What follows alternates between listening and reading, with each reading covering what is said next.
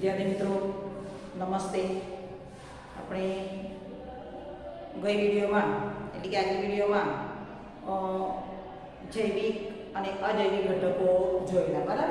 કે વનસ્પતિ એટલે કે વનસ્પતિ અને પ્રાણીઓને સજીવોને ટૂંકમાં સજીવો માટે અજૈવિક ઘટકો ખૂબ જરૂરી છે। એના વિકાસ માટે અજૈવિક ઘટકો ખૂબ જરૂરી છે। કયા કયા ખબર છે તમને? ખબર છે આજની વિડીયોમાં આપણે સમજાવી દીધું કે હવા, પાણી, પ્રકાશ, ગરમી, ખડક, બરાબર? હવા, પાણી, જમીન, ગરમી, ખડક અને પ્રકાશ, આ બધું એમ કે સજીવોના વિકાસ માટે એટલે કે વનસ્પતિ અને પ્રાણીઓના વિકાસ માટે ખૂબ અગત્યના છે, બરાબર? હવે આપણે એક પ્રવૃત્તિ છે કે પ્રવૃત્તિમાં આપણે સૂકા મગ કે ચણાના બીજનો ઉપયોગ કરીશું અને એમાં પહેલી પ્રવૃત્તિમાં આપણે જોઈએ તો એ પ્રવૃત્તિમાં કે મગના થોડાક બીજનો તે બીજને એનો હેતુ છે આપણો હેતુ કે બીજને અંકુરિત થવા માટે હવા, પાણી, ગરમી અને પ્રકાશ જરૂરી છે, બરાબર? એમાં કે મગના થોડાક સૂકા બીજનો સાધન સામગ્રીના મગના બીજ, પાણી, ડીશ, રેફ્રિજરેટર, બરાબર, કબાટ વગેરેનો ઉપયોગ કરીશું। મગના બીજ, ડીશ, પાણી, કબાટ અને રેફ્રિજરેટરનો ઉપયોગ કરીશું, બરાબર? તો આ માટે થોડા શરૂઆતમાં કે થોડા મગના સૂકા બીજ લો, એમાંથી એમ કે એક ભાગને એમ કે થોડાક મગના સૂકા બીજની એક ઢગલી કરો અને બીજા જે થોડા સૂકા મગના બીજ છે એને 3-4 દિવસ પાણીમાં ભીંજવી નાખો, બરાબર? એટલે કે પાણીમાં એને પલાળી નાખો, એટલે 3-4 દિવસ નહીં, 1 દિવસ પાણીમાં એને પલાળી નાખો। શું શરૂઆતમાં આપણે પદ્ધતિ શું કરીએ?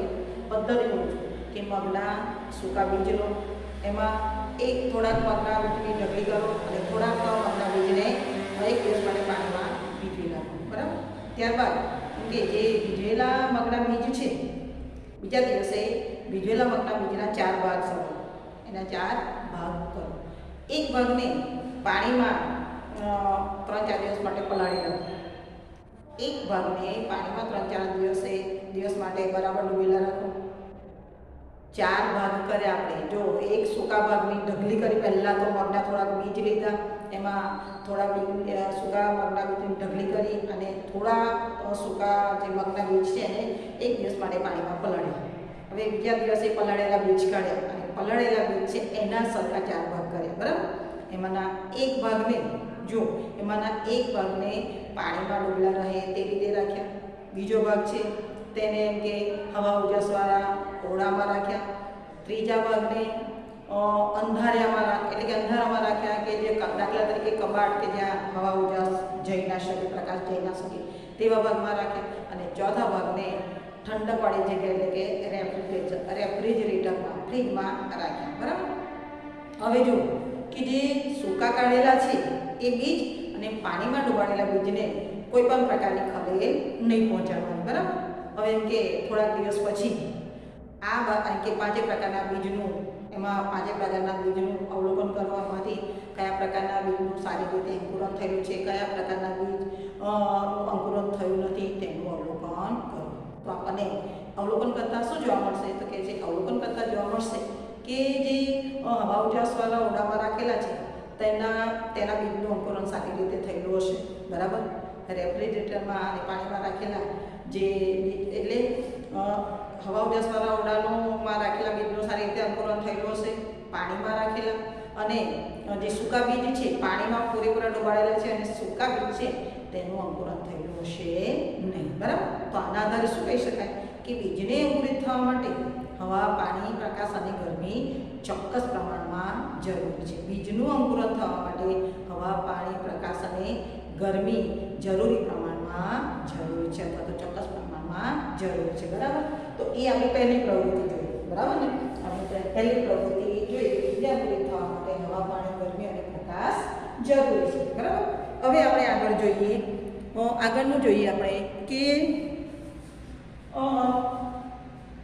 જ્યાં એક પ્રવૃત્તિ જોઈએ અને એ જ પ્રમાણે આપણે જોઈએ કે અનુકૂલન બીજને અંકુરિત થવા માટે હવા, પાણી અને ગરમી ખૂબ જરૂરી છે, બરાબર? હવે આપણે કેટલાક જેમ કે જ્યાં પ્રાણીઓ નિવાસ કરતા હોય છે ત્યાં એમ કે એમના કોઈ પણ એક લક્ષણ હોવું જરૂરી છે। તો અમુક એવા ફેરફાર છે કે જે સજીવોમાં તેની આસપાસના વિસ્તારમાં થતા બદલાવની અનુકૂળ થવા માટે થોડાક સમય માટે થતા જોવા મળે છે. ઉદાહરણ તરીકે કે જો આપણે મેદાની વિસ્તારમાં રહેતા હોઈએ અને અચાનક ઊંચા પર્વતવાળા વિસ્તારમાં જઈએ તો થોડા દિવસ માટે શ્વાસ લેવામાં ને શારીરિક કસરતો કરવામાં તકલીફ પડે. ક્યાં રહેતા હોય આપણે રહેતા હોય કયા વિસ્તારમાં આપણે રહેતા હોય તો કે છે કે આપણે પર્વતીય વિસ્તારમાં આપણે મેદાની વિસ્તારમાં રહેતા હોય પર્વતીય વિસ્તારમાં જઈએ તો આપણને શ્વાસ લેવામાં અને શારીરિક ક્રિયાઓ કરવામાં તકલીફ પડે. જ્યારે ઊંચા પર્વતો પર હોઈએ ત્યારે આપણે ઝડપથી શ્વાસ લેવા પડે છે.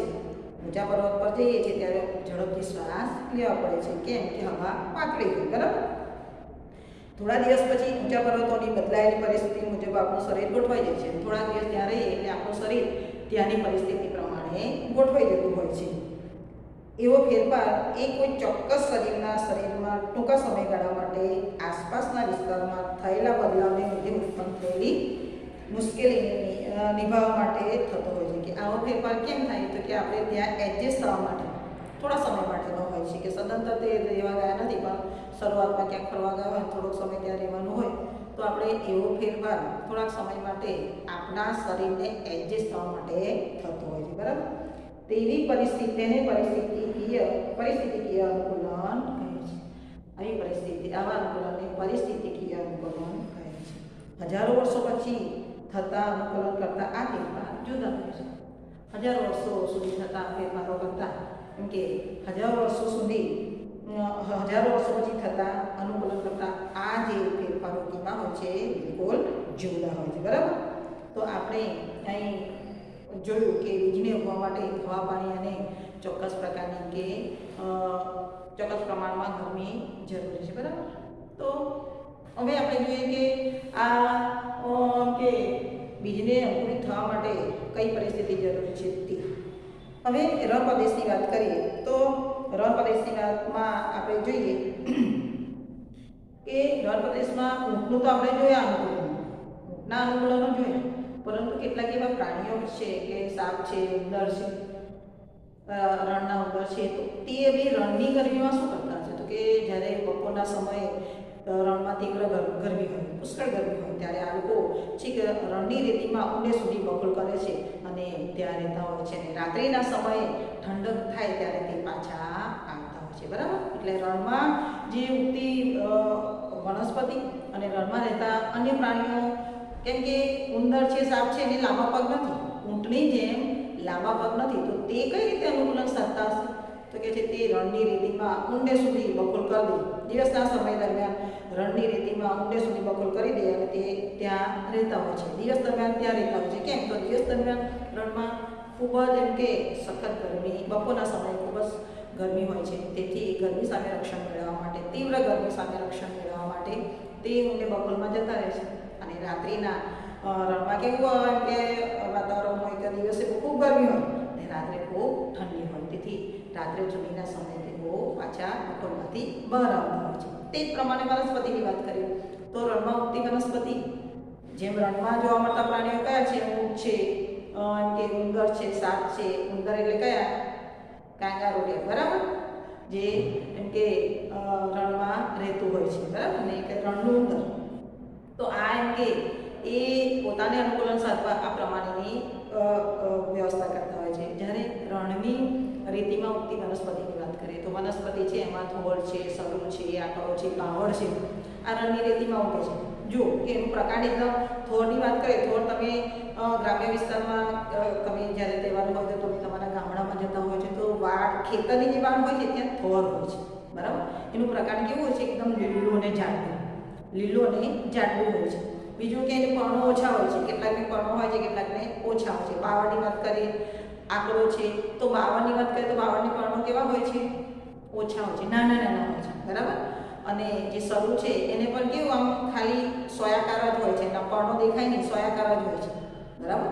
તો એમ કે જે રણમાં ઉગતી વનસ્પતિ છે, સરુ છે, આકડો છે, બાવળ છે, થોર છે, બરાબર, તો એ લોકોને પર્ણો ઓછા હોય, એનું પ્રકાર લીલું હોય, જાડું હોય. પર્ણો કેમ ઓછા હોય છે કે જો પર્ણો ઓછા હોય તો બાષ્પોત્સર્જનની ક્રિયા ઓછી થાય અને બાષ્પોત્સર્જનની ક્રિયા ઓછી થાય તો પાણી ઓછું ગુમાવાય, બરાબર. એટલે એના મૂળ પાછા જમીનમાં ઊંડે સુધી ખૂબી ગયેલા હોય છે, જેથી જમીનમાં ઊંડેથી તે પાણી ગ્રહણ કરી શકે, બરાબર. અને પર્ણો ઓછા હોય, કેટલીક વખત વિપરીત પરિસ્થિતિ હોય, સખત ઉનાળો હોય, સખત ગરમી પડતી હોય, ત્યારે જે નાના નાના પર્ણો હોય એનું બી કંટકમાં રૂપાંતર થઈ જાય છે. અને કંટકમાં રૂપાંતર થાય એટલે કે કાંટામાં રૂપાંતર થાય ત્યારે બાષ્પોત્સર્જનની ક્રિયા બિલકુલ થઈ શકતી નથી, બરાબર. અને તેનું પ્રકાર જે જાડું હોય છે તે ખોરાક બનાવવામાં મદદરૂપ થાય છે. એટલે આ રણની એમ કે રણમાં ઉગતી વનસ્પતિના અનુકૂલનો છે કે એને પર્ણો ઓછા હોય, એને પ્રકાંડ જાડું અને લીલું હોય, બરાબર. એના મૂળ જમીનમાં ઊંડે સુધી ખૂબેલા હોય અને વિપરીત પરિસ્થિતિમાં તેના જે પર્ણો નાના પર્ણો ઓછા હોય ને નાના અને ઓછા હોય, અને વિપરીત પરિસ્થિતિમાં એમ કે આ જે નાના પર્ણો છે એનું કંટકમાં રૂપાંતર થયેલું હોય છે. તો આવું કેમ થાય છે? તો કે બાષ્પોત્સર્જનની ક્રિયા ઓછી થાય અને પાણી ઓછું ગુમાવે, બરાબર. તો આ રીતે એમ કે સરુને તો જુઓ તમે, સરું હોય એના પર્ણ દેખાય નહીં, આમ સોયો જેવું જ લાગે, બરાબર. એટલે બાષ્પોત્સર્જનની ક્રિયા ક્યારે થઈ શકે? કે પર્ણો મોટા હોય, બરાબર. બાષ્પોત્સર્જન એટલે શું? કે પાણી ગુમાવવાની ક્રિયા, બરાબર. તો એ મોટા પર્ણ હોય તો પાણી ગુમાવે, પરંતુ એ ત્યાં રણમાં પાણી ઓછું હોય તેથી તે પાણી રણની પરિસ્થિતિમાં રહેવા માટે પાણી ઓછું ગુમાવાય, એટલા માટે એના પર્ણોને કેવા પર્ણો હોય છે? સોયાકાર હોય છે, કેટલાકને બિલકુલ નાના હોય છે અને કેટલાકને હોતા જ નથી. વિપરીત પરિસ્થિતિમાં તેના પર્ણો કંટકમાં રૂપાંતર થયેલું હોય છે, બરાબર. હવે જોઈએ તો એમ કે આગળનું આપણે જોઈએ. આગળમાં એક પ્રવૃત્તિ છે કે રણમાં ઉગતી વનસ્પતિ, એની પ્રવૃત્તિ કે રણમાં ઉગતી વનસ્પતિ પાણી ઓછું ગુમાવે છે કે વધારે ગુમાવે છે.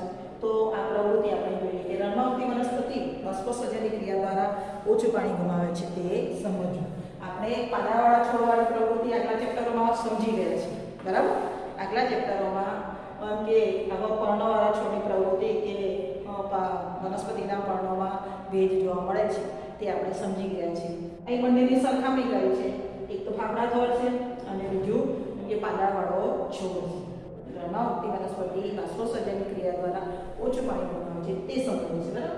સાધન સામગ્રીમાં કુંડામાં વાવેલો થોરનો છોડ, બીજો કુંડામાં વાવેલો પાંદડાવાળો છોડ, પોલિથીનની પારદર્શક બે કોથળી અને દોરી, બરાબર.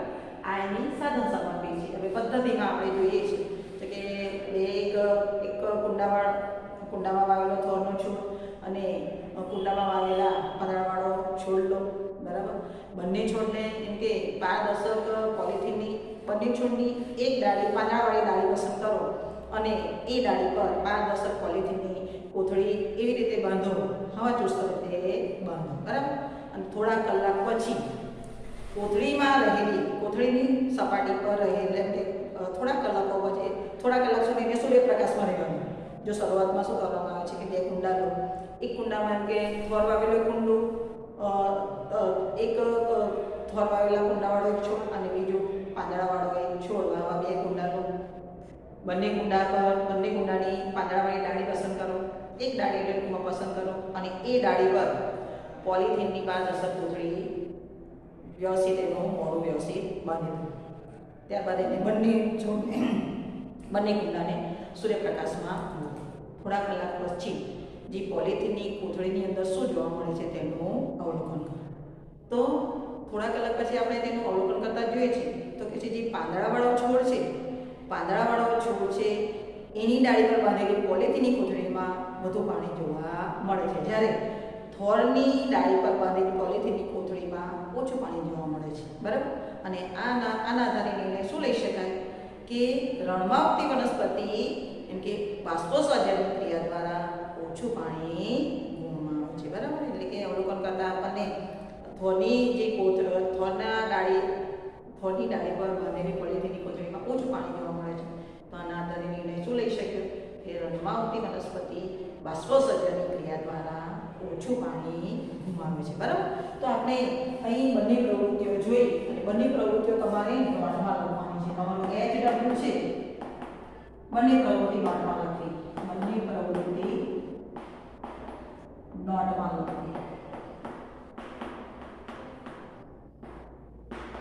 પદ્ધતિ સમજાઈ રહ્યો છું તમારે. અહીં છે, અહીં અવલોકન નિર્ણય, અહીં આકૃતિ, સાધન સામગ્રી, એટલું લખું છું, પણ તમારે પદ્ધતિ પણ તમારે લખવાની નોટ લખો તો તમારો હેતુ, સાધન સામગ્રી, પદાર્થ, આકૃતિ અવલોકન અને એમ કે આકૃતિ પછી પદ્ધતિ, અવલોકન અને નિર્ણય. એટલે તમારે પદ્ધતિ નોટમાં પણ લખવાની. જય હિન્દ. અસ્તુ.